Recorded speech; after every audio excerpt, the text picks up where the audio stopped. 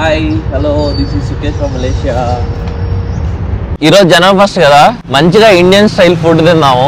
New year కదా, చాలా crowd ఉంది. ఈ రోజు ఇండియా గేట్ అనే రెస్టారెంట్ ఇండియన్ ఫుడ్ తినడానికి వచ్చాం కదా. ఇక్కడ సీ సో మచ్ క్రౌడ్. మనం ఆర్డర్ చేసిన బిర్యానీలు అయితే వచ్చేసాయి.